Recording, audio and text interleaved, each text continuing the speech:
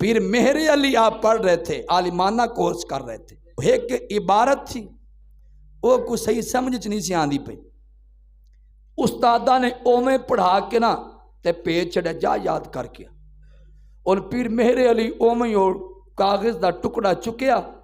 ایک درخت تھلے جا کے بہ گئے، انہوں ویکھن لگ پے۔ بچپن کا یہ عالم ہے، پیر مہر علی ہے، انہوں بڑا تکایا لیکن نہیں سمجھ چایا بھئی یہ نو کیویں یاد کرنا، یہ وچ کوئی حرف مٹے ہوئے نہیں، عبارت پوری نظر نہیں آ رہی تھی، سمجھ نہیں آ رہی، بس انج جس درخت تھلے بیٹھے آئے، بس بیٹھے بیٹھے دیکھ دو کہ جلال چاہ گئے، مالکہ نال مخاطب ہو گیا، عرض کی تھی مالکہ مینوں تے نہیں پتا لیکن تینوں تے پتا ہے، جے مینوں نہیں پتا لگتا پیا تو مینوں سمجھا دے۔ بس اتنا کہنا تھا کہ جڑ درخت جننے پتے سن ہر پتے تے وہ عبارت لکھی گئی،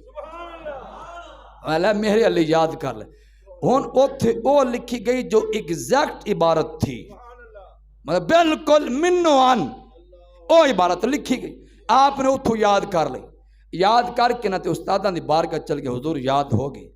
آپ نے جدو سنائی تو استادہ کیا نہیں انج نہیں، عرض کی تھی حضور انج ہی ہے، کیوں جی؟ استاد کیا نہیں انج نہیں ہے، عرض کی تھی حضور انج ہی ہے، استاد غصے چاہ گئے، فرمایا تو شاگرد ہو کہ میں استاد ہے تو شاگرد، میں کہنا انج نہیں تو کہنا انج ہے، عرض کی تھی حضور تو استاد ٹھیک ہو لیکن جتھوں میں یاد کر کے اتھے غلطی نہیں،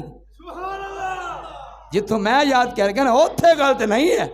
پرزا غلط ہو سکتا ہے لیکن جتھوں ایسا پڑھ کے نا اتھے غلطی نہیں ہو سکتی، میں تو کتھوں پڑھ، عرض کی تھی حضور پھر انج ہو گیا اتھے پھر